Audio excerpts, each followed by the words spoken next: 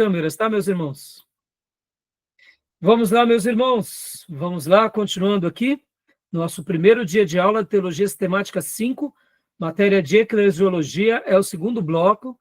Nossas aulas estão sendo gravadas. Então, fizemos aqui a nossa apresentação há pouco. Passamos aqui um pouco do que a gente vai tratar. E agora vamos já mergulhar, meus irmãos, nos livros textos, né? Principalmente nos slides e no livro-texto. Agora a gente vai ficar trabalhando entre o slide e o livro-texto. Então, abram na página 44, tá bom? E eu vou compartilhar aqui com vocês o slide do Gruden, para a gente estar trabalhando. Enquanto vocês vão abrindo aí o livro de vocês, deixa eu só mencionar uma coisa aqui, meus irmãos, sobre a importância dessa matéria na nova aliança. Não compreender essa matéria resulta em grandes desvios de papéis, de doutrinas e de uma espiritualidade bíblica que a Igreja de Jesus tinha que ter na Terra. Ou seja, o que eu quis dizer aqui com essas palavras? Essa matéria ela é muito importante. Não entender sobre ela resulta em desvios doutrinários, desvios espirituais e um desvio da sua clareza de papel. Ao mesmo tempo, entender essa matéria é o oposto.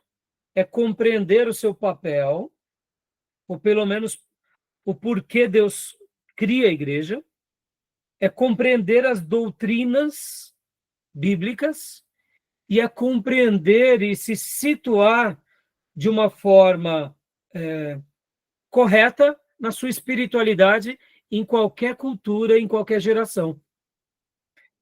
E quando não é compreendido essa matéria, é daqui que nascem as grandes heresias e as seitas. Também, percebam que as seitas nascem quando alteram-se a palavra de Deus, sim, a pessoa de Deus, mas também quando se altera a compreensão do que é a igreja do Deus vivo.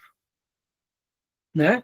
Podem ver que foi aqui, por causa dessa matéria mal compreendida, que nasce o romanismo e o ortodoxismo grego. E por causa de não compreender essa matéria, também muitas igrejas, até mesmo protestantes, acabam tendo algumas práticas à margem da Bíblia, e o que não dizer das neopentecostais que se tornaram seitas? É porque não compreenderam bem essa matéria, tá bom? E eu escrevi também uma outra frase que diz que a igreja, em parte, ela é visível. A igreja de Jesus, em parte, ela é visível. Por que eu disse em parte? Porque a gente vai aprender aqui que a igreja de Jesus, ela é a igreja local, mas ela também é a igreja universal, ou seja, todos os cristãos agora espalhados no globo, indiferente das suas denominações e placas, e também é o corpo místico de Jesus na Terra, que representa uma outra parcela da igreja invisível que não existe mais fisicamente, mas já descansa no Senhor, ou seja, a igreja apostólica, a igreja dos primeiros séculos. Então, a igreja de Jesus, em parte, ela é visível. E o Espírito Santo, ele é invisível. E é por essa razão que muitos líderes cristãos, na história, se afastaram da liderança do Espírito Santo e criaram as suas próprias igrejas cristãs sem o Cristo, sem preservar os ensinos das Escrituras e sem preservar a presença do Espírito Santo. E essas igrejas são tidas como igrejas cristãs autênticas, sendo que, de fato, quando a gente examina pelas páginas da Bíblia, nós vemos que elas não são autênticas. Por quê? Porque elas estão se baseando apenas em alguns postulados, mas eles não compreenderam bem, ou, eu diria, não querem compreender bem essa igreja que é a igreja bíblica. Porque no dia que eles admitirem que a igreja bíblica tem razão, eles deixam de criar esses mausoléus chamados igrejas, e aí eles se voltam para aquilo que realmente era sagrado. Tá bom, meus irmãos? Então, fiz só esse comentário aqui para mostrar que essa matéria ela é muito importante. E que o mesmo Espírito Santo que um dia foi derramado em Pentecostes é o grande líder invisível da nossa igreja, que ora pode ser visível e que ora pode ser invisível. E que Deus nos ajude nessa caminhada, tá bom? Pergunta. Beleza? Eu não sei se vocês compreenderam bem o que eu falei, ficou com alguma dúvida? Deu para entender, sim. Pode perguntar, Júnior. Como que a igreja deve fazer, a igreja pós-cristianismo, né, para preservar sua identidade diante da secularização e da cultura que vivemos no mundo.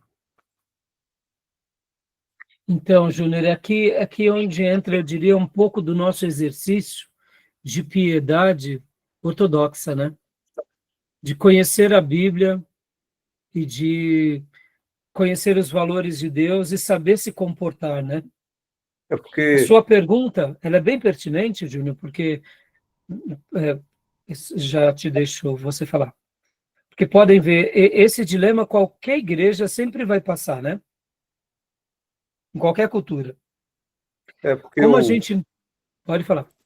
porque a questão é a gente tem que tomar o cuidado de não cair em dois extremos, né? O extremo da radicalização é o avesso e a outra do liberalismo, porque se a gente ser muito radical, olha aqueles grupos, né, Amish, que não usa Sim, eletricidade, não usa quase praticamente a cultura, eles abominam todo tipo de cultura, né? Nem exato. energia elétrica, tem uns que não tem carro, não tem automóvel. Então, a questão do radicalismo, né? Por isso que eu disse que é bem pertinente sua pergunta, e a gente, eu diria que dá uma resposta a essa pergunta, Júnior, diante do quê? Diante de uma visão, eu diria, mais ampla, numa prática bem equilibrada, né, em tudo que a gente vai aprendendo, não só no seminário, mas na nossa vida, né, diariamente. Por quê? Porque, perceba, né, a cultura ela é forte. Falar que a cultura não é forte é uma mentira. Ela nos envolve. E como você falou, a secularização que está dentro dessa cultura, ela é muito forte também. Então, como que a gente vai ser uma gota de óleo ou uma porção de óleo nesse mundo de água, né? Alguém já disse que o cristão ele é comparado a uma porção de óleo dentro da água num barril. Então, quando tudo é sacudido, eles se misturam e parece que, num primeiro momento, torna-se uma coisa só. Mas o que é água e o que é óleo, quando é aquele barril, né, ou aquele né, recipiente, ele é acomodado, ele é acalmado, o que é óleo se separa da água. Assim somos nós nesse mundo, né? Por isso que nós precisamos compreender bem o nosso papel, o que Ok. Deus espera de nós, que a nossa vida religiosa não é somente uma vida religiosa no templo, tudo que a gente aprende é norma para a vida, porque senão a gente acaba realmente se ajustando ao mundo, né? E essa matéria aqui, ela vai ser bem interessante, porque ela vai dar um preâmbulo bem legal, mostrando dessa importância da noiva, do que Ah, significa a igreja, né? E do que significam os dons ministeriais, como nós devemos se comportar. Agora, é claro, não é só nessa matéria, né? Eu diria, de uma forma geral, a gente vai pontuando isso em todo o curso, né? Porque porque não é fácil. o perigo da noiva querer se vestir não para o noivo, né, mas para a questão atrativa da cultura, para se adequar, para querer ter mais membro, para que as pessoas possam se agradar desse tipo de cristianismo que essa noiva propõe. É um grande perigo. Um grande perigo. questões. Por isso que a gente tem que tomar cuidado, né, Júlio, com toda inovação, né? Você pode ver que a gente tem que estar aberto ao diálogo, aberto ao aprendizado, mas nós precisamos estar muito mais abertos a não negar a palavra, né? Esse é o nosso grande dever, né? Porque se a Então, gente, vamos... só o Pode último falar. detalhe, a gente vê que na igreja primitiva, os cristãos não abriram mão, né? Diante até do Sim, imperador, porque foram até acusados de ter um rei e não reverenciar o imperador, e os cristãos morreram, mas não se dobraram, né? exatamente. Mantendo a sua identidade.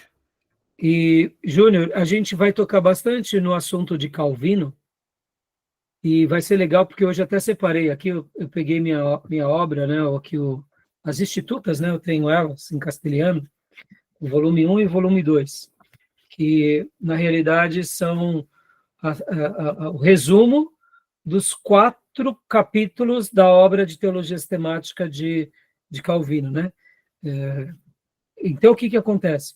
Calvino, vou fazer uma citação aqui para vocês, ele foi tão extraordinário para os seus dias, meus irmãos, porque ele foi uma voz que conseguiu dar uma resposta à igreja dos seus dias de como caminhar, de como viver, de como se posicionar na política, na arte, na educação, sem preservar, sem abandonar a fé bíblica, a sã doutrina, preservando uma piedade, mas ao mesmo tempo sendo útil à sociedade, transformando a sociedade com os valores do reino. Então, a obra de Calvino ela é genial em todos os aspectos. E hoje, para nós, se nós já temos dificuldade de falar do cristão e da política, nos dias de Calvino isso era mais difícil ainda. E ele conseguiu realmente fazer essa obra, né, que seria a teologia sistemática dele, e é por isso que ele acaba sendo um grande patrono. E todo mundo, todos os grandes teólogos, sejam eles ortodoxos, sejam reformados, históricos, acabam comendo na cozinha de Calvino. Ele foi brilhante, brilhante. Né? E a gente não vai utilizar esse livro, mas hoje, se tudo correr bem, eu quero fazer algumas citações sobre ele e até mostrar algumas partes aqui para vocês. Tá bom? Mas é isso, meus irmãos, temos uma grande tarefa pela frente. Então, vamos agora, né, trabalhar um pouco nos slides, e a gente vai entre slide e o livro-texto, tá bom? O slide e o livro-texto. Então, nossa irmã Beatriz, né, já eu vou pedir para você ler para nós, tá, filha? Aqui mais uma vez mostrando a obra do Gruden, né? Só lembrando aos meus irmãos que estamos aqui mais uma vez. Aqui a doutrina da igreja agora, né? Vocês já aprenderam sobre a doutrina do homem e a doutrina do Espírito Santo. O melhor dos mundos é essa ordem mesmo. A palavra de Deus, Deus, o homem, Cristo, Espírito Santo, as doutrinas da redenção, a doutrina da igreja e a doutrina do futuro. É a melhor ordem. Mas vamos seguir aqui a nossa agenda. Pode ler para nós, querida Beatriz, por favor. Não tá avançando o slide, não, pastor. Não, tá? Ah, é nessa página mesmo? Isso. Não, não. Não sei por que não está indo. Eu estou mudando e não está indo. Não foi ainda, né? Não, tá parado. Eu já mudei e não foi. Tá parado. Ele está moroso, viu? Ó, tá moroso. Tá. Não sei por que razão. Desde a última aula, né? Que pena. Deixa eu tentar mais uma vez aqui, meus irmãos. Para mim está alterando, mas não sei por que para vocês não está. Né? Ó, vamos lá de novo. Aqui, ó lá, vamos ver. Não é possível, algo deu errado ao compartilhar sua tela. Meus irmãos, estou tendo dificuldade aqui com o nosso amigo Google, viu? Bom, não sei dizer se é em virtude, por que razão, né? Isso aconteceu ainda agora até mesmo como que foi? No meu texto, né? No meu texto também. Não sei se eu vou dar uma olhada depois. Deixa eu abrir mais uma vez aqui um outro material. Vamos lá, slide 6. O que será que está acontecendo? Ó, coloquei aqui por outra frente. Vamos ver se vai agora. Me desculpem, tá? Não sei por que razão.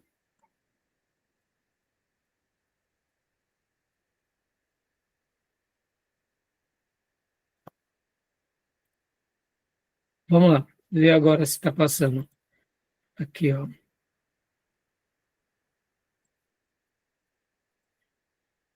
Oi? Tá alterando? Ele apresentou. Você mudou a página? Vamos lá. Mudou. Ah, e agora? Mudou de novo. Ah, então vamos. Por favor, Beatriz. A doutrina da igreja. A igreja é a comunidade de todos os cristãos de todos os tempos. Wayne Grudem. Então, olha essa definição do Grudem. A igreja é a comunidade de todos os cristãos de todos os tempos. Eu gosto dessa definição, tá, meus irmãos? Percebam que aqui engloba a Igreja Universal, é uma síntese muito boa, não? É uma boa definição. Engloba a Igreja local, engloba a Igreja Universal, ou seja, todos os cristãos presentes aqui, mas aqui ele faz uma abordagem também atemporal, de todos os tempos, ou seja, a igreja primitiva, a igreja dos primeiros séculos, a igreja da Idade Média, a igreja da Reforma, e a igreja recente, e a igreja do futuro. Legal, né? Gostaram dessa definição? Querem fazer algum comentário? Repete aí que não... A igreja é a comunidade de todos os cristãos de todos os tempos. Ok. Dando aqui uma ideia multiforme, né, Júnior? É universal, a igreja local, a igreja universal, ou seja, todos os cristãos, né, de todas as denominações e grupos, etc., que estão espalhadas no mundo, e a igreja de todos os tempos, a igreja do Novo Testamento, a igreja da igreja primitiva, da patrística, da reforma, a nossa igreja e a igreja do futuro, né? Sim. Né? Eu gosto dessa definição, tá? Pastor Ryan, pois não. Como é que o evangelho tem essa capacidade de salvar pessoas lá na frente, que ainda vão crer? Porque o evangelho é o mesmo desde sempre, né? Então ele chegou até nós, ainda vai chegar muito mais longe. Então, Beatriz, é aqui onde entra o poder do nosso Deus Redentor, né? Você pode ver, Beatriz, lembra que nas aulas passadas, quando nós falamos do pecado, quando a gente estava falando ali da antropologia, que o pecado nos atinge, aí depois a gente falou sobre Jesus, né, que Jesus, aí falamos sobre as alianças, né, de Deus com o homem, pode ver, o pecado nos atingiu uma vez lá no Éden e continua nos marcando até hoje. Mas num dado momento, como diz Paulo, na plenitude dos tempos, Deus enviou seu filho. E ele nasceu, cresceu, fez o ministério, morreu por nós, cumpriu, né, todo o plano redentivo de Deus por nós, morreu, ressuscitou e foi levado aos céus. Ou seja, hoje nós nascemos, né, no século XX, no caso, né, alguns de vocês século XXI, mas eu nasci no século XX, né? Mas, assim, a gente vivia em pecado. No momento que a gente se arrepende dos pecados, que a gente se converte, o poder da cruz de 2000 anos atrás passa a nos atingir agora. Então, o que é isso, senão uma coisa quântica, que está além do tempo, né? Pode ver. No momento em que eu confesso com a minha boca e creio com o meu coração que Jesus morreu por mim, o poder do sangue de Jesus vertido na cruz do Calvário, ele passa a ser real na minha vida agora. Até um momento, um minuto anterior a isso, não. Um minuto depois, sim. Aí eu falo, mas como pode, né? A gente sentir algo agora, mas que aconteceu há 2000 anos atrás. é assim o poder de Deus com relação aos seus eleitos da igreja, Beatriz. Né? Então, é como se, de fato, Deus, na sua presciência, já soubesse de todos e já reservasse todos eles, né? De uma forma, eu diria, muito peculiar. E pode ver, quando a gente fala igreja de todos os tempos aqui, eu citei a igreja de Jesus, mas vamos aqui abrir o leque. O Israel de Deus no Velho Testamento era a igreja de Deus, né? O evangelho é transcendente, né? O evangelho é transcendente. O evangelho foi pregado a Abraão, disse Paulo. É a soberania de Deus. Exato. Então, Abraão, quando ouviu do evangelho, e Paulo vai falar isso, ele já estava sendo incorporado na igreja, né? Mesmo essa igreja ainda não existindo, Abraão já era parte dessa igreja sem saber da igreja, né? O povo de Israel no Velho Testamento já era parte da igreja sem saber da igreja. Por isso que quando a gente fala igreja hoje, a gente, claro, a gente está dando esse valor maior, não porque estamos vivendo nesse período, mas porque nós entendemos aquilo que Paulo fala, que era o mistério que estava oculto. Mas estava oculto porque Deus não queria, ainda não tinha se revelado.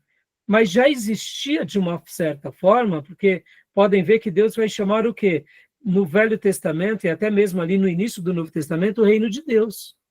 Então, a igreja, ela faz parte do reino, assim como Israel faz parte do reino, os patriarcas fazem parte do reino. Tudo é reino, né? Tudo é reino. Então, é o poder de Deus, Beatriz, é o poder dele, né? Que nos envolve, entendeu? Por isso que a gente vê que nós estamos debaixo dessas asas inquebráveis do Eterno, né? É algo além da nossa compreensão. Né? Então, leia para nós, minha irmã, ó, definição, a igreja, definição. Leia aqui, no Antigo Testamento. Antigo Testamento, do hebraico Kahal, Isso. Assembleia, Salmos 22, 22.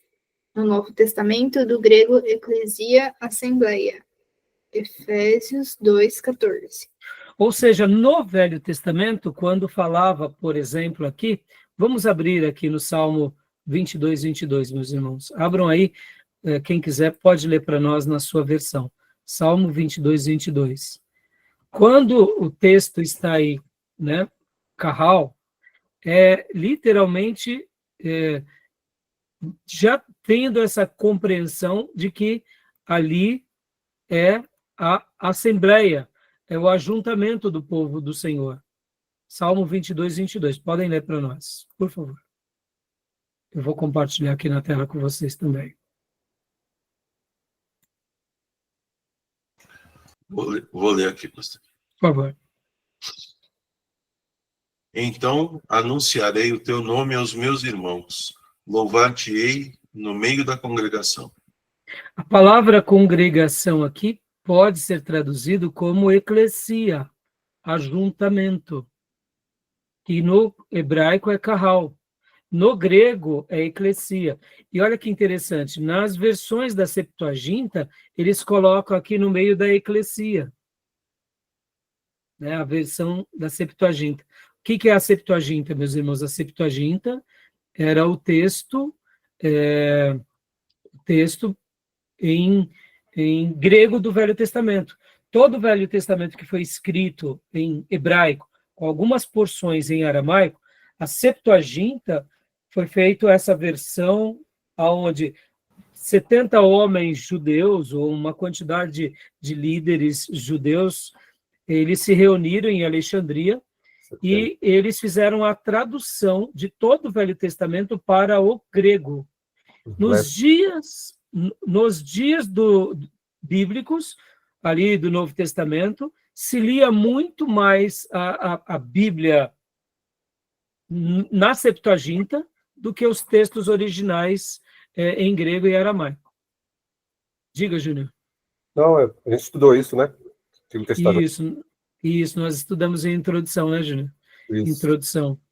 E o outro texto, irmãos, é Efésios 2,14. Efésios 2,14. Né? Efésios 2,14. Predomínio do grego da época, né? Exatamente, por causa do grego da época, né? Tanto é, irmãos, lembram, quem fez aula aqui de história eclesiástica vai se lembrar que a igreja primitiva, durante muitos anos, eles liam tanto o Velho Testamento quanto o Novo Testamento apenas no grego koiné. Apenas no grego koiné. Ou melhor, no grego, a Bíblia na Septuaginta e no grego koiné, né? Todas, aliás, lia apenas no grego, né? Na Septuaginta. E o Novo Testamento no grego também. Sempre todo esse grego era o grego chamado grego koiné. Efésios 2,14. Alguém leia para nós, por gentileza? Eu vou ler. Por favor. Porque ele é a nossa paz, o qual de ambos os povos fez um, e derrubando a parede de separação que estava no meio, na sua carne desfez a inimizade. Joia. Então, meus irmãos, vamos continuar aqui, né? A leitura do nosso texto. Então, deixa eu só voltar aqui.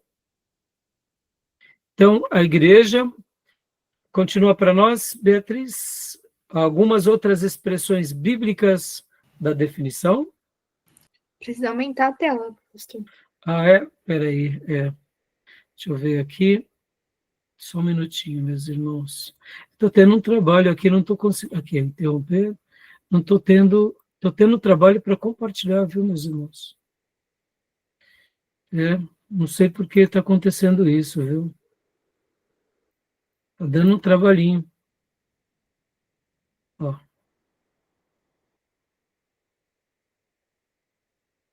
Nunca deu esse trabalho e agora está dando esse trabalho.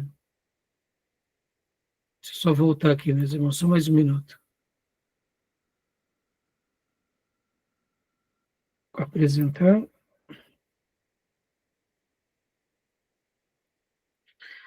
Me desculpem, viu, meus irmãos? Não sei por que está acontecendo isso. Acontece, pastor. Às vezes elas travam. Mas a gente nunca teve nenhum problema, né, Beatriz? Nunca tivemos, você sempre foi tão bom. Não sei se é a internet ou o que fazer. Ó. Bom, peraí. Bom. Só um segundinho, meus irmãos, me perdoem, viu? Não estou conseguindo compreender. Vamos lá. Apresentar o slide. Vamos ver se agora vai. Ó. Foi? Foi. Então, Algumas expressões bíblicas. isso. Grande de testemunhas, feitos um, membros da família de Deus. Então, aqui algumas outras expressões, né? Nuvens de testemunha, feitos um, membros da família de Deus. Continuando. Igreja, características. Vamos lá.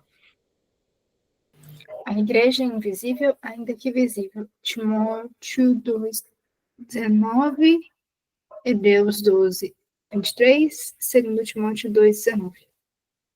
Joia. Então, aqui, né, a igreja, que é invisível, ainda que visível. Pode ver que Paulo, ele tinha essa relação. Ele estava aqui num lugar, sabia de outros irmãos espalhados em outros lugares. Olha só que interessante, meus irmãos. Hoje a gente está tendo um pouco de dificuldade de conviver com a igreja online, né? A igreja online, ela é boa, ela é ruim, deve existir ou não deve? Entendam, se o irmão pode estar na comunhão e não vai, ele está sendo moroso. Mas tem irmãos que moram longe ou se mudaram e que querem continuar sendo parte daquela igreja, que querem continuar participando daquele colegiado, querem continuar sendo assistido por aquele pastor ou por aquele colegiado de líderes. Hoje, a gente pode resolver esse problema de uma forma pela tecnologia, né? Então, perceba, a gente não deve ir para um caminho muito errado. Mas quando a gente pensa que Paulo, por exemplo, ao escrever a carta de 1 Coríntios, ele faz uma assembleia sem instalar, aquilo era uma ideia também, vamos dizer assim, como a nossa hoje ou não? Totalmente, né? como ferramenta é importante, né? De forma excepcional para atingir pessoas que estão muito distantes durante o evangelismo. Só que o problema é que se inverter isso aí, como koinonia, a igreja tem que estar junto, presente. Então, Júnior, mas é isso que por isso que eu digo, a gente tem que deixar cada coisa no seu devido lugar, né? A gente não pode deixar de, por exemplo, aproveitar esse momento, porque Sim. é um momento único, ao mesmo tempo ensinando o que é correto e dando as motivações corretas, né? Claro, porque Exatamente, como você falou. Mas percebam, muitas pessoas, elas têm dificuldade, porque tudo que é novo a gente põe como algo que não presta, e a gente tem que saber separar o joio do trigo, né? E eu, particularmente, eu acho que esse é um momento único para a gente. Sim. Até quando? Até que vem uma perseguição sobre a igreja, irmãos. Ou vocês acham que a gente vai continuar tendo esse acesso aqui até a volta de Jesus? Ah, tá. Porque a carta, no início, foi uma grande tecnologia para a época. A carta. Sim, sim. E não deixa de ser uma coisa, Júnior, que tem esse mesmo viés, vamos dizer assim, como que eu posso falar o termo? Me faltou a palavra agora. Não é online. Dessa percepção espiritual que Paulo, por exemplo, quando ele faz a assembleia lá, exclui aquele membro, ele não estava naquela assembleia. Mas ele faz uma recomendação e já dá todas as diretrizes de como agir. Então, percebam, foi uma não presença física de Paulo, mas uma demonstração da autoridade e o poder da igreja diante do quê? De uma instrução. Então, se Paulo já vivia essa realidade e os apóstolos, por que nós não podemos? Desde que coloquemos cada coisa no seu devido lugar, né? Tá bom? Então, aqui a Igreja Universal, leia para nós, Beatriz, por gentileza, né? O em verde.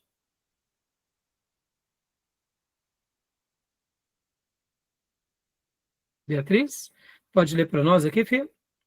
Em verde.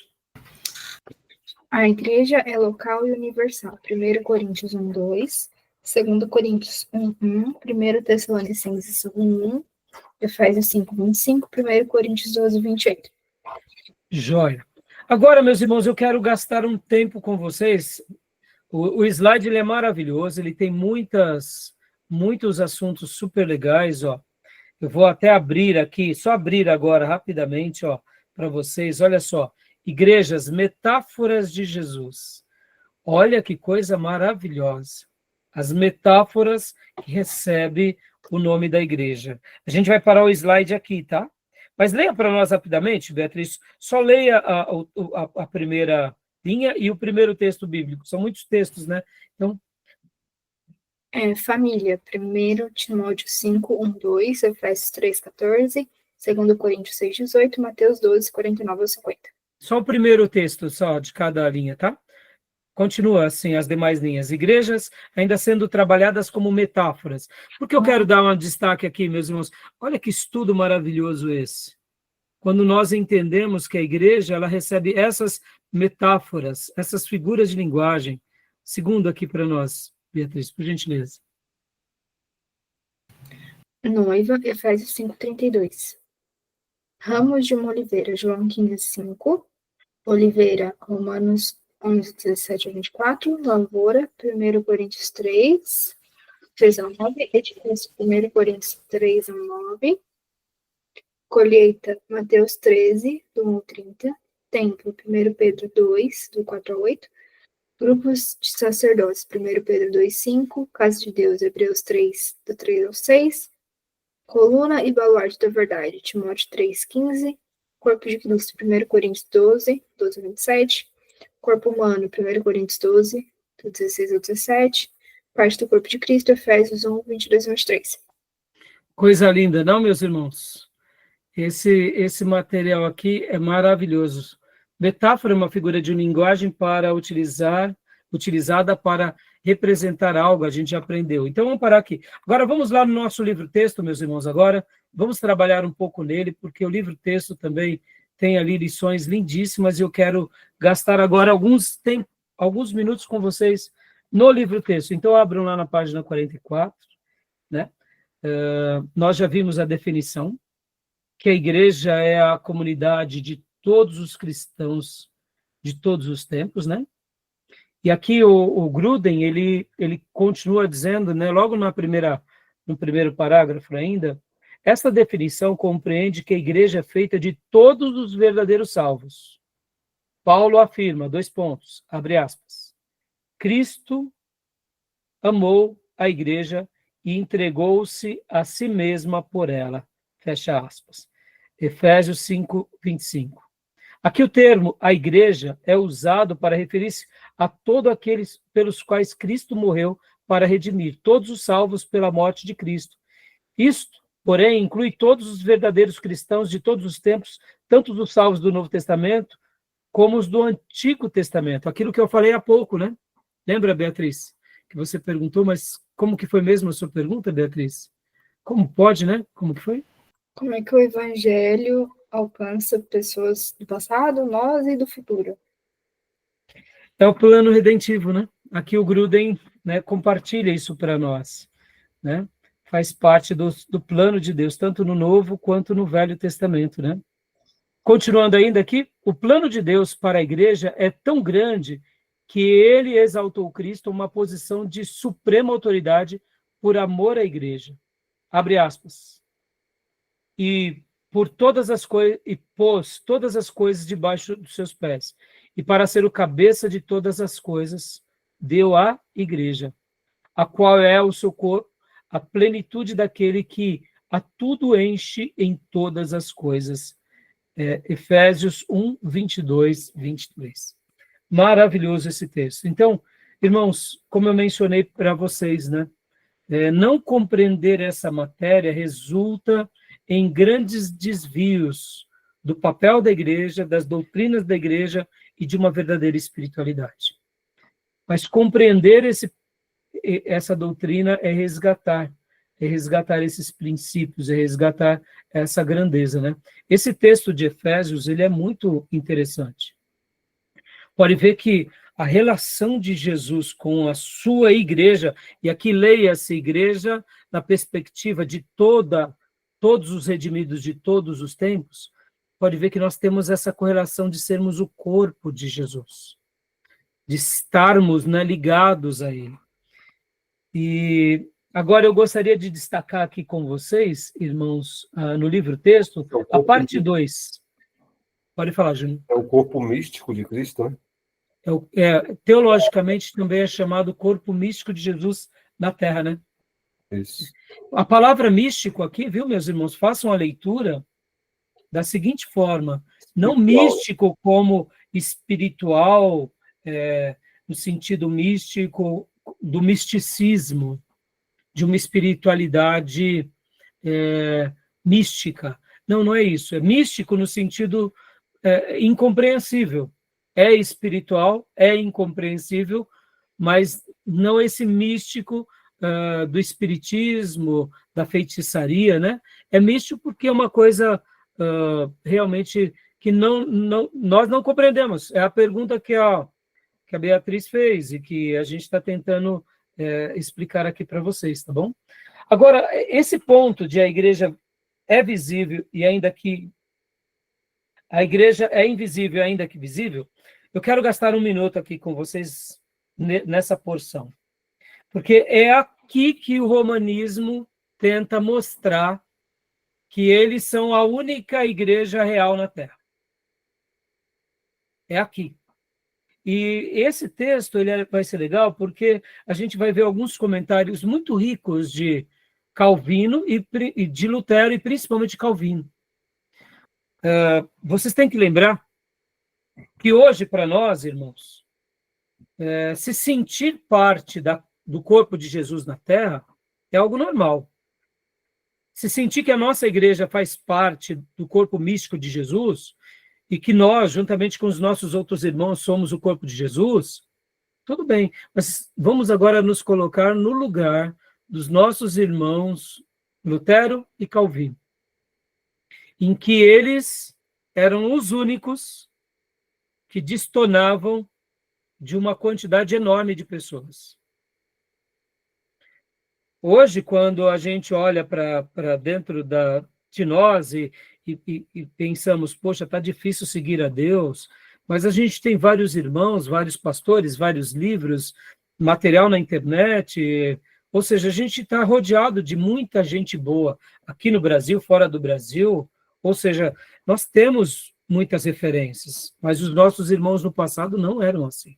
Eles estavam inseridos já há mais de 1000 anos dentro de um cabresto onde tudo era catolicismo romano ortodoxo grego. E para eles, você acha que foram fáceis? Então percebam como eles foram valentes, meus irmãos. Como eles foram cheios do Espírito Santo. Como eles andaram na contramão daquela cultura e andaram na contramão também, né, daqueles dias. Porque tudo o que não fosse católico era pagão, era diabólico. Então, vamos ler aqui, irmãos, na parte 2 do livro de vocês, né? Júnior, você está com o seu livro aí, irmãos? Parte 2, né? Leia para nós essa primeira parte. 2, a igreja é invisível, mas visível. Livro-texto, estou compartilhando aqui uma parte que eu digitalizei com vocês, mas no nosso livro-texto é melhor de ser lido, tá? Dinheiro aqui. Eu vou Por pegar. favor. Né? Página 716. A sua nova edição, Júnior, ou não? Enquanto o Júnior pega lá, você está com o seu livro aí, né, Beatriz? Então, leia para nós. É o ponto 2, né? O 2 ponto. A igreja é invisível, ainda que visível. Aí o Júnior lê logo na sequência. Em sua realidade verdadeiramente espiritual, como a comunidade de todos os cristãos genuínos, a igreja é invisível. Isso se dá porque não podemos ver a condição espiritual do coração de ninguém. Não podemos ver os que frequentam a igreja e perceber sinais externos de uma mudança espiritual interior. Mas não podemos de fato ver o coração das pessoas nem enxergar o estado espiritual em que se encontram, algo que só Deus pode fazer.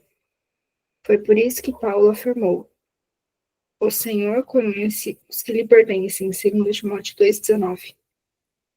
Mesmo em nossas igrejas e em nossa vizinhança, só Deus sabe, com toda certeza e sem errar, quem são os verdadeiros cristãos. Falando da igreja como invisível, o autor de Hebreus fala da Assembleia, literalmente igreja, dos primogênitos arrolados no céu, em Hebreus 12:23, e diz que cristãos do presente unem-se àquela Assembleia em adoração. Continua?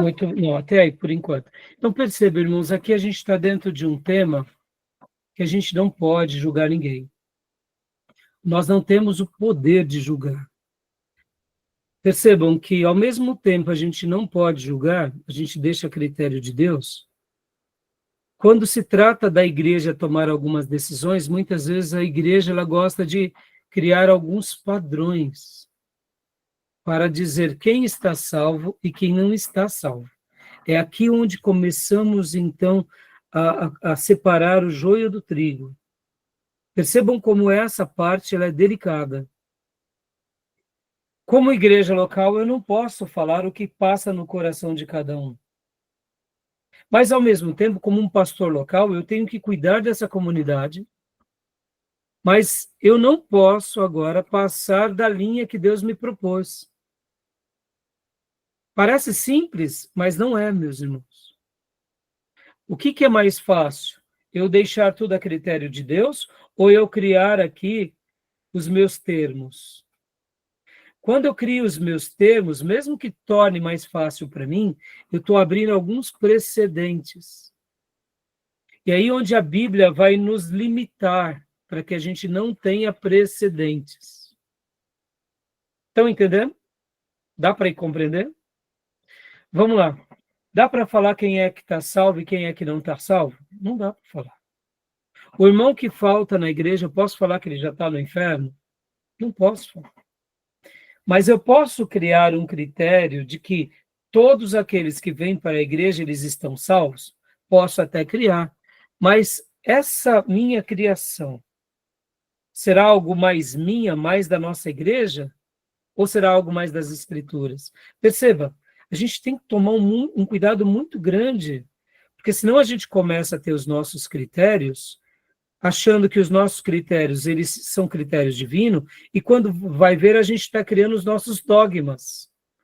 Não estou dizendo com isso que é para que cada pessoa faça o que ela bem entenda, não é isso. Vir à igreja é importante, mas afirmar que somente quem vem para a igreja vai para o céu é um perigo. Por quê? Porque eu não posso me aventurar a isso. Por que eu estou fazendo esse comentário aqui, irmãos? Todas as religiões do mundo, ou quase todas, você tem que ter práticas religiosas para que você pertença àquela religião. Se você tiver práticas religiosas, você pertence àquela religião, logo você é um adepto, logo você está salvo. E no cristianismo bíblico acontece assim? O que vocês acham? Dá para a gente criar os nossos dogmas? Eu diria o seguinte, vou pegar o exemplo, nós protestante com o católico. Nós temos uma fé mais individualista. Por quê? Porque nós cremos a fé individual. Nós cremos no Senhor. Salvação é individual. O católico, ele acredita é coletivo, por que é coletivo? Porque ele crê que a igreja dele salva. Quem tiver filiado à igreja, o coletiva, então ele acredita que eles dogmas da igreja, ele será salvo. É aí onde eu quero chegar, Júnior. Por isso que eu estou fazendo essa construção. Podem ver que aqui entra um dos sacramentos, que é o sacramento da missa. Não é? O que é o sacramento da missa? Se você vai à missa, você será abençoado. Se você não vai à missa, você não vai ser abençoado. Todo católico tem que cumprir os 7 sacramentos. Vamos lá. Nós, protestantes, temos os sacramentos? A gente pratica sacramentos como os católicos? Vocês entendem o que eu quero dizer? Sim. Nós temos práticas espirituais, mas não são sacramentos. Não salva, né? Não salva. A ideia do sacramento é que o sacramento te salvará. Que salva. Se você, por exemplo, por que o catolicismo não nos considera irmãos deles? É natural, porque os irmãos estão indo na missa? Então vocês já não estão cumprindo o sacramento. Segunda coisa, fomos batizados dentro da Igreja Católica e confessamos aquele batismo, outro sacramento. Percebam, então, todos os sacramentos católicos, eles atribuem uma graça, uma bênção, que te leva à salvação. A Eucaristia, que é a parte, né, de tomar a ceia católica. Nós participamos da Eucaristia católica? Não. Então, nós estamos fora. E eles são considerados os únicos detentores, né, dessa graça. Percebam como é perigoso. Por que eu estou falando tudo isso, irmãos? Porque aqui houve uma virada na chave, com Lutero e com Calvino. Porque Lutero, ele vai na contramão disso. Eu sei que nem todos os grupos católicos são tão radicais, mas na grande maioria do catolicismo, eles são radicais, viu, irmãos? Os seus sacramentos. Né? Oi? No conjunto de dogma que a igreja detém e prega, a salvação. Nós que opomos a isso, que nós cremos pela fé em Cristo. Nosso Salvador é Cristo, e não o dogma da igreja. Exatamente. E é por essa razão, lembra que há pouco eu falei da importância da matéria na nova aliança? Que eu mencionei que quando não compreendemos essa matéria, resultamos em grandes desvios de papéis, de doutrinas e de uma verdadeira espiritualidade. Por isso que eu falei do romanismo. Porque eles agora não compreendem essa doutrina e eles tentam agora fazer uso dessa doutrina para se apropriar e fundamentar os seus dogmas. Exato. Ou seja, eles não valorizam as escrituras pelas escrituras, mas agora eles pegam as escrituras, e como o assunto igreja para eles é importante, eles arrastam na história essa importância, mas criando dentro dessa historicidade a sua tradição e fundamentando os seus novos ensinos e utilizando agora da magistratura e da tradição para sustentar que eles continuam nessa mesma graça. Só que, na realidade, quando a gente vai fazer uma avaliação nua e crua, eles estão fazendo uma emancipação. Assim como os judeus, nos dias de Jesus, Anás, Caifás, eles foram líderes religiosos que eram da tradição arânica, né? De Arão, sacerdócio. Eles eram descendentes de Arão. Na sua linhagem, sim, mas nas suas atitudes, não mais.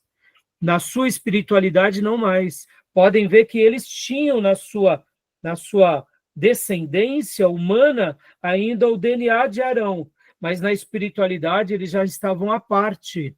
E por que eu estou falando isso? Assim é aqueles que não compreendem bem esse ponto. Isso vale para a Igreja Católica, para o romanismo, mas isso vale também para o neopentecostalismo. Isso vale também para as igrejas históricas que agora criam suas caixas. E aqui é muito perigoso, meus irmãos. Eu estou sendo franco aqui com vocês. Por quê? Porque o nosso dever é resgatar a essência das Escrituras. Eu posso entender o que acontece numa igreja protestante, mas eu não posso colocar a tradição protestante igual às Escrituras, senão estou incorrendo dos mesmos erros dos católicos, dos mesmos erros dos neopentecostais. Pode ver, os neopentecostais, eles já se tornaram uma seita porque eles acabam agora criando uma nova igreja totalmente diferente da igreja do Novo Testamento, que é uma igreja instituição, é uma igreja de negócios. O que importa para eles é gerar recursos e gerar negócio. Então, percebam como esse assunto ele é delicado, mas, ao mesmo tempo, quando a gente vai para as Escrituras, ele se torna leve, ele se torna agradável. Né? Tudo bem até aí? Tranquilo? Sim. Né? Júnior, eu vou pedir para você ler, né? A partir daqui, ó, podemos dar a seguinte definição, né? Mas eu vou parar a gravação aqui para não ficar uma aula muito longa. A gente continua a leitura a partir daqui, tá bom? Alguma pergunta, meus irmãos? Alguma dúvida? Meus irmãos, Pastor, eu não... Pode falar. Algumas pessoas, quando vai falar igreja, preferem falar comunidade de fé. Isso interfere em alguma coisa? Como se uma coisa errada, outra mais certa? Não, comunidade de fé não tem um... Ó, vamos falar aqui, vamos fazer duas colocações, tá? Vamos colocar como um adjetivo, tá? Um adjetivo, comunidade de fé. Nenhum problema. É uma comunidade de fé. Por que muitas vezes as pessoas acabam utilizando isso? Agora falando assim de forma mais teológica. Então, como um adjetivo contemporâneo para expressar uma realidade, nenhum problema. Comunidade de fé, uma comunidade espiritual, nenhum problema.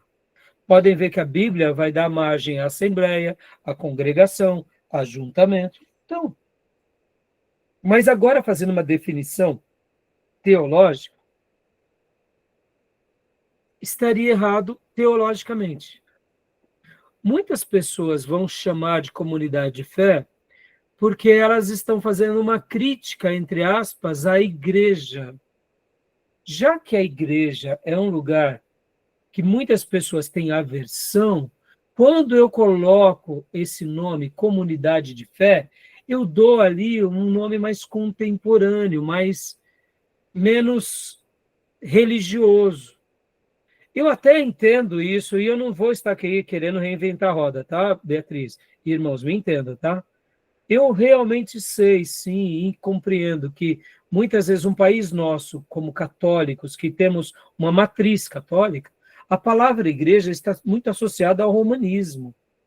Mas vamos pegar aqui também uma igreja, por exemplo, lá na Inglaterra, ou lá na Alemanha, em que predominou o protestantismo.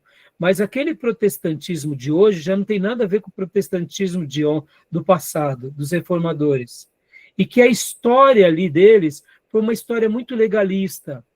Então, muitas vezes, esses novos movimentos, eles estão querendo dar uma roupagem para dizer, olha, a gente não é daquele grupo legalista. Então, nesse primeiro momento, eu até entendo. Só que assim, Beatriz, eu acho que nós, como cristãos, até podemos utilizar certas ocasiões de alguns termos novos para se comunicar com a sociedade. Mas é muito arriscado fazer isso, porque a gente acaba inferiorizando o ensino bíblico. E esse é o ponto. Não é porque houve o romanismo na Idade Média, o ortodoxismo grego ou russo, ou o protestantismo legalista, que a gente vai deixar de utilizar um termo que Jesus e os apóstolos e a igreja primitiva utilizaram. Porque senão a gente acaba criando essa emancipação. E eu, na minha opinião, eu acho que isso é ruim. Porque, vamos pensar aqui, quem foi que deu o termo de igreja? Foi o nosso mestre. Se fizeram um uso do termo da igreja de forma errada, vamos resgatar agora o termo correto. E vamos preservar como o mestre e os apóstolos preservaram, entendeu?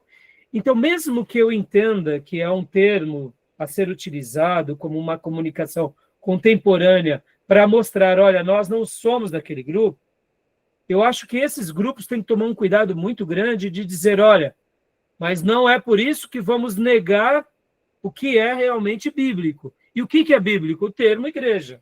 E é isso que importa para nós. Mas eu entendo que, às vezes, a palavra é mero rótulo. O que importa mais é o conteúdo, né? Daquela comunidade que vive de forma plena, então, mas né? Agora, então eu ia chegar nessa conclusão, Júnior. Muitas igrejas que se retitularam, não como igrejas, mas como comunidade tal, comunidade X, Y, Z, foi uma ruptura, Júnior, a antiga tradição. É esse o ponto, Júnior. Nós aqui temos que fazer a crítica contemporânea de palavras, de ideias, mas muitas vezes a gente tem que também procurar saber se aquele grupo não está querendo se emancipar, entendeu, Júnior? Porque é apenas a palavra usada de forma etimológica, né? Não tem esse viés, né? De querer de romper. Então, mas aí que entra a questão, Júnior. Muitas igrejas, e principalmente comunidades, nesses últimos 30 anos, surgiram rompendo com as tradições, com uma boa tradição bíblica doutrinária, rompendo com a sua história e criando seus novos grupos. E aí onde entra, Júnior, um perigo, porque todas essas novas igrejas e comunidades, não digo todas, mas a grande maioria, se enveredaram sempre para caminhos doutrinários perigosos. Então, agora, como seminaristas estudiosos, é isso que eu digo para vocês, irmãos. Por isso que a gente tem que saber aqui, ter um diálogo muito, muito pé no chão. Porque eu não vou jogar... Vou pegar um exemplo aqui, irmãos. Tem uma igreja que eu particularmente considero muito ela, que é a Comunidade da Graça. É uma igreja que tem esse nome, um nome mais, vamos dizer assim, atual, mas quando você vai acompanhar a vida dos pastores e da igreja, eles são uma igreja. E quando você vai ver a ideia deles, é realmente criar uma igreja bíblica. Agora, ao mesmo tempo, não é por causa deles que todas as demais comunidades seguiram esse caminho.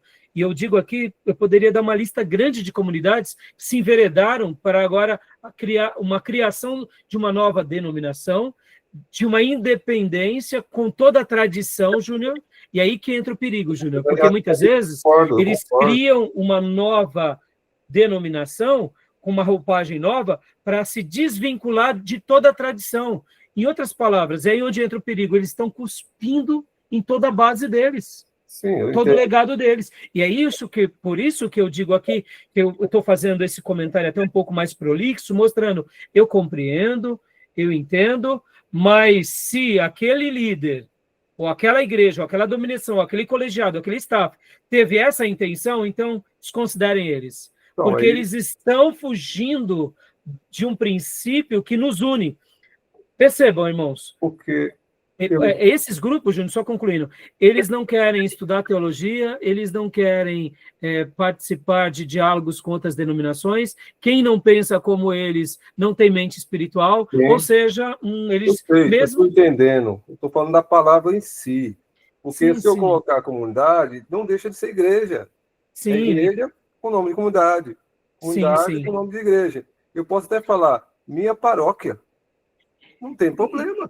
Então, por isso... Né? Então, por isso que no começo do meu diálogo eu fui muito claro sobre isso. Mas, ao mesmo tempo, eu já abri um leque aqui para abrir os olhos de vocês, entendeu, Júnior? Porque existe essas duas frentes. E eu, né, como professor de vocês, não posso deixar de alertá-los, entendeu? Vou criar a igreja Paróquia Batista dos últimos tempos. Não. Então, assim, só para... É importante, tá, irmãos, fazer esse comentário, mas ficou claro, né, Beatriz? Deu para entender, Beatriz? Então, assim, irmãos, eu não sou, assim, radical sobre isso, mas eu sou radical quando aquele grupo se emancipa de uma história, se emancipa. Não, e claro, aí eles são agora os novos visionários... Os novos baianos. Não vão. São os novos, é perigoso demais. Fala, Elisângela. Os novos baianos. Não, pastor, eu queria só esclarecer essa questão dos dogmas, dos sacramentos, que a gente comentou há pouco. Então, a gente vai trabalhar bastante nessa matéria, né? No catolicismo, irmã Elisângela, para que você seja um católico, você tem que praticar os sacramentos. Se você não pratica os sacramentos, você não está dentro da fé católica. É o combo, você tem que ter o combo. Vou dar um outro exemplo, irmã Elisângela e irmãos. Para nós sermos um espírita mesa branca, o que a gente tem que fazer? Tem que seguir aquele roteiro religioso. Para nós nos tornarmos muçulmanos, o que precisamos fazer? Você tem toda a cartilha, você tem os pontos, você tem que fazer a sua declaração de que Maomé é profeta e que não há outro Deus senão Alá. Primeira coisa, já começa assim. Depois, você tem que ir a uma mesquita, você tem que orar a Meca, você tem vários critérios. Se você fizer todos aqueles critérios, você é um muçulmano. Você deixou de praticar aquilo, você deixa de ser um muçulmano. É isso que eu quis fazer a comparação aqui.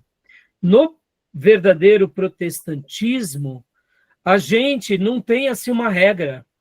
Nós temos assim algumas diretrizes. Nós temos 2 ordenanças, temos algumas outras alguns outros mandamentos, orientações imperativas, mas perceba, eu não posso dizer para o irmão que faltar na igreja vai para o inferno. Então, só para te... Você entende? Só concluir, Júnior. Eu não posso dizer para o irmão que o irmão... A fé cristã, ela me dá um roteiro, mas esse roteiro ele tem a ver mais com a sua vida e Deus. E com as suas práticas. E aí as suas práticas vão atestar. Mas mesmo assim, as suas práticas podem ser práticas apenas vazias. E eu posso achar que a irmã vai para o céu e, de repente, o coração da irmã está totalmente fora. Perceba que Deus ele vai valorizar mais essa fé interior. E é claro que vai ser importante os frutos. Mas a gente não tem como criar uma caixinha, um modelo, dizendo, se você fizer isso, você é um protestante. A gente entende que, diante dos critérios bíblicos, se você confessa Jesus, se você crê na Bíblia Sagrada, se você frequenta uma igreja, se você é batizado nas águas, você é um cristão. Mas o que mais? É algo que é mais intangível. O fruto vai ser importante, mas é uma fé que gera frutos, e não somente o fruto pelo fruto. Porque você pode até dar certos frutos, ou ter certas obras, mas não ter essa fé. Diga, Júnior, para a gente ir para o último bloco. Está falando é ok, é só um acréscimo, porque pela Igreja Católica, o combo, né? Jesus apenas um produto do conjunto do sacramento. Foi o celeuma da reforma de Lutero. Salvação pela fé em Cristo.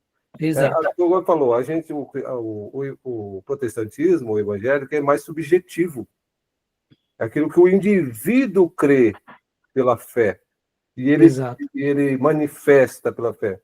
Então, Exato. a católica não. Se você não cumpre, a igreja católica que salva para eles, porque os dogmas, o combo, tem que ser praticado. Ele pegou o exemplo do pragmatismo. Se não cumprir aquilo, a igreja que autoriza a salvação, você não tem salvação. Exatamente. Tanto é que eles fazem a extrema unção como se fosse um ato de autoridade. Exatamente. E se você, por exemplo, é uma alma meia perdida, aí ele já tem até uma solução, é o purgatório. Exatamente. Aí eles intercedem pela sua alma no purgatório. Exato. Ou seja, eles são tanto... Olha só, olha a voz autoritativa da igreja que eles criaram. Olha só, olha como a tradição... Por que eu estou sendo tão enfático aqui, irmãos? A tradição da igreja para eles foi aonde remodelou todo o humanismo. Sim. Sim. Percebam, eles pegaram a doutrina da igreja, que está na Bíblia, e agora eles criaram uma tradição em cima da historicidade dessa igreja. Vem, então, a magistratura e responde, dizendo, olha, sim, nós, líderes da igreja, papas, arcebispos, bispos e santos da igreja, testificamos que isso que aconteceu aqui na nossa história está certo, e por isso a Bíblia também está certa. Perceba, eles têm 3 vozes que representam, vamos dizer assim, a fundamentação deles. É a Bíblia, a tradição e a magistratura. Nós não temos isso. Nós não temos isso. É isso que eu quero mostrar. Por isso que eu estou sendo tão enfático aqui. Por isso que o Júnior falou do combo aqui. Eles colocam o combo. E para aquilo que eles não têm resposta, eles criam uma resposta. Nós preferimos ser honestos dizendo, olha, irmão, eu não posso julgar você. A gente deixa mais no intangível. No entanto, por quê? Porque é uma fé pessoal que vai gerar fruto. Mas não dá para a gente dizer, eu não posso falar a Elisângela, você já está salva. Fia, você vai para o céu porque eu falei, não posso. Por isso que, é uma coisa pessoal. Por isso que eles têm a igreja acima da palavra lá. Exatamente. Por isso, e não só a igreja, né, Júnior? Eles têm a tradição. Quando o Júnior fala igreja, é essa tradição da igreja. E eles se colocam como a única igreja verdadeira. Por que eles fazem isso, irmãos? Porque, fazendo isso, eles se apropriam de algo como dominantes, entendeu? Irmãos, ficou um pouco longo aqui, a gente vai para o último bloco rapidinho, tá? Mas a gente vai trabalhar mais essa questão, viu, Elisângela? Tá? Tá bom? Tá bom, Beatriz? Tá bom, irmãos? Então, vamos para o último bloco, bem curtinho, só para a gente terminar, tá bom? Eu vou fechar aqui, senão vai ficar uma aula muito grande, tá, meus irmãos? Tá bom? Para minhas interpelações aí. Não, foi nada, Júnior. Tranquilo. Enriquece a aula demais. Vou parar aqui a gravação, a gente abre o último bloco.